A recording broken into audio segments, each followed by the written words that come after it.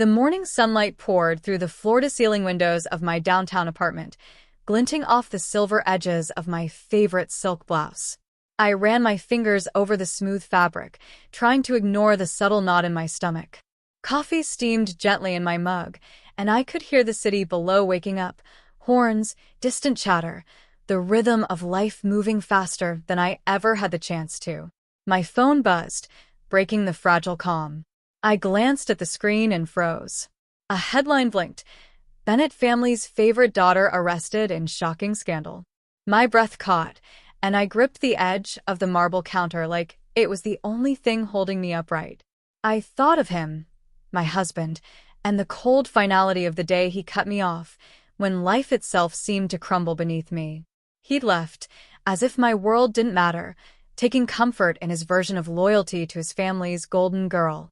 I hadn't spoken to him in months, not because I wanted to punish him, but because I refused to kneel before betrayal. Yet here I was, staring at a headline that somehow connected the past with the present, and feeling an odd mix of disbelief, bitter amusement, and the tight coil of pride that had carried me this far. It was time. Time to face the ghosts of the life I had survived and the family who had underestimated me completely. I remember that day like it happened yesterday, even though years have passed. I was 26, newly married, and already drowning in the weight of expectations that weren't mine to carry.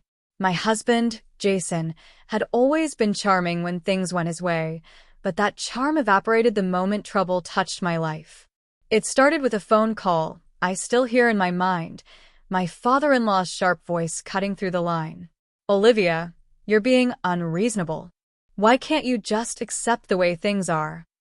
I had spent months trying to explain, to plead, to show that I needed support. But every word seemed to bounce off walls I hadn't even realized existed. I could feel the lump in my throat, the sting in my eyes as Jason stood silently behind me, his jaw tight, refusing even a glance. And then, the words that shattered everything. "I can't keep doing this. We're done. You need to manage on your own."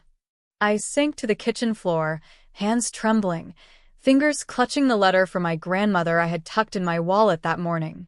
"Strength isn't about never breaking.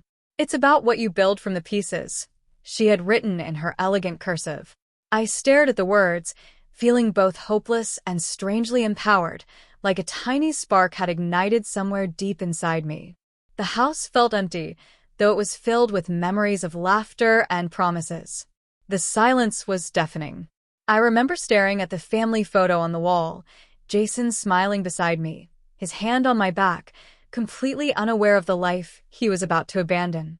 And next to him, his sister, the favorite daughter, radiant and untouched by consequence, a constant reminder of how little I mattered in their eyes.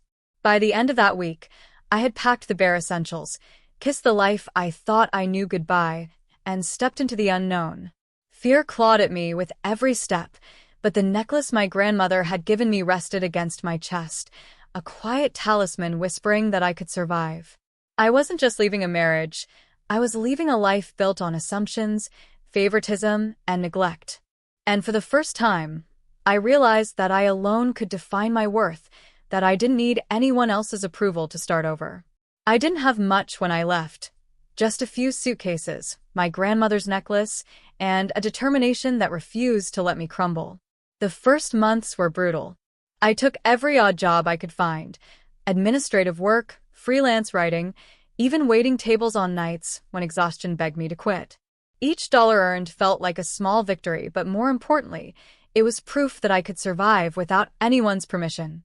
It was during one of those long nights, in a tiny office with peeling paint and a flickering fluorescent light, that I met my mentor, Claire Donovan. She was a seasoned entrepreneur, sharp as a tack, with eyes that seemed to see everything, especially potential. "You've got fire," she had told me, handing me a stack of contracts.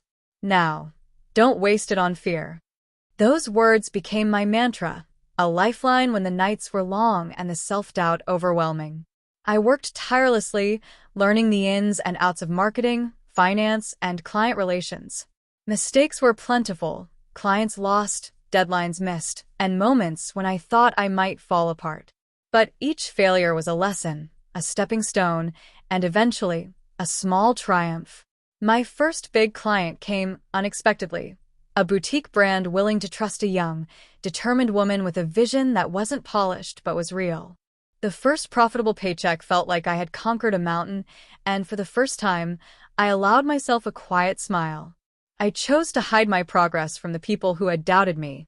My parents-in-law would never have understood, and Jason didn't deserve to see. On social media, I posted modest updates, photos that hinted at life, but never the full story. They couldn't know that the woman they had dismissed was building an empire quietly, one late night, one small victory at a time. Evenings became my sacred space. The soft glow of my laptop, the scent of coffee lingering in the air, the hum of the city below. I reminded myself daily that resilience wasn't loud. It was consistent. I learned to trust my instincts, to value my own judgment above the outdated opinions of those who had tried to break me. By the end of that first year, my side project had transformed into a thriving small business. By the second, I had my first office, modest but mine, every corner a testament to hard work, sacrifice, and unwavering belief in myself. I had learned the ultimate lesson. The world might underestimate you, but your determination and vision could make them see what they never imagined possible. And I still kept that necklace close, a reminder that even when the world tried to break me, I could rise, and that rising was only the beginning. I had just finished arranging a new set of client contracts in my office when the doorbell rang. Rarely did anyone visit without an appointment, and my heart skipped a beat when I recognized the familiar family chauffeur from Jason's house. A wave of memories hit me. The life I had fled, the husband who abandoned me, the in-laws who had watched me struggle. Before I could process, there they were. Jason, standing stiff and uncomfortable, his hand brushing the side of his perfectly pressed suit, and his sister, Lila, the golden daughter, flanked by her mother. They had arrived expecting to see a frazzled, struggling woman, the same woman they had dismissed years ago. I welcomed them with a polite, controlled smile, gesturing toward the office. The walls were lined with abstract art I had chosen, every piece a reflection of moments of triumph and self-expression. My desk gleamed with polished oak, stacked neatly with contracts, awards, and the soft glow of my laptop. Behind me, a large window framed the city skyline, a subtle statement of how far I had climbed. They paused, taking it all in. I let the silence stretch, letting their eyes wander over every detail, letting the weight of expectations sink into disbelief. I could almost hear their thoughts: confusion, shame, envy. Finally, I spoke, my voice calm but resonant. "Welcome. I'm glad you could make it." Jason's brow furrowed. "Olivia, I didn't expect. You didn't expect me to be here. Strong, independent, thriving, successful." I let the words hang in the air like a spotlight, letting them absorb the truth they had never considered. This office, these contracts, this life, it's all mine. Every hard-earned step. Lila's mouth opened and then closed, words failing her. The picture-perfect daughter who had always seemed untouchable now faced the reality that the woman they had written off had surpassed her in ways they couldn't ignore. I gestured toward the awards lining the walls, business achievements, industry recognitions, milestones that told a story of relentless effort. While you assumed I was struggling, I was building, learning, growing. While you were busy choosing favorites, I was choosing myself. Jason's face hardened, guilt and disbelief warring across his features. Lila's eyes brimmed with a mix of astonishment and something I hadn't expected: unease. For years, she had lived in the shadow of family approval, untouched by consequence. Now, reality hit like a wave. The world didn't revolve around her, and I wasn't someone to be underestimated. I let the moment linger, savoring the subtle shift in power. Silence spoke louder than any speech. They were forced to confront the truth. The woman they had dismissed, abandoned, and underestimated had not just survived. She had flourished. Then I leaned forward slightly, my grandmother's necklace catching the light, a small smile on my lips. "I'm not here for revenge," I said softly. I'm here to show you that resilience, focus, and courage can change everything. And yes, they can even surprise you when you least expect it. Their expressions were a mixture of shame, awe, and shock. I had won their attention without raising my voice, without pleading, without asking for forgiveness. They had come expecting a ghost, and instead, they found a force of nature. The air in the room was thick with tension, but I felt calm, a quiet strength that came from years of surviving alone. For the first time, the power had shifted. They had assumed control for so long, dictating how I should feel, who I should be, and what I deserved. Now it was my turn. I looked at Jason first.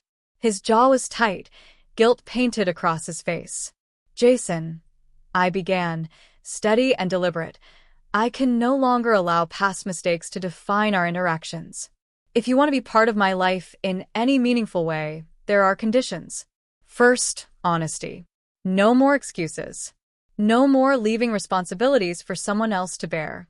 Second, respect. For me, for my choices, for the life I have built without you."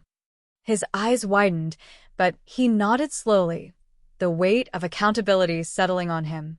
Then I turned to Lila. She had always been the golden child, shielded from consequence, convinced she could do no wrong.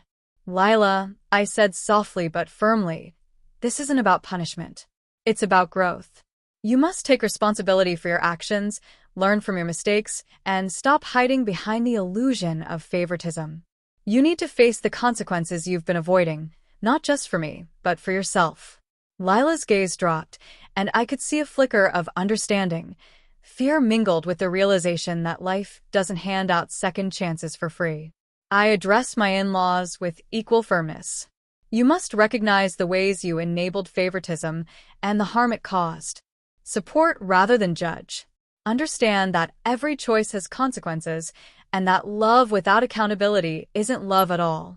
Every word I spoke carried the weight of my journey.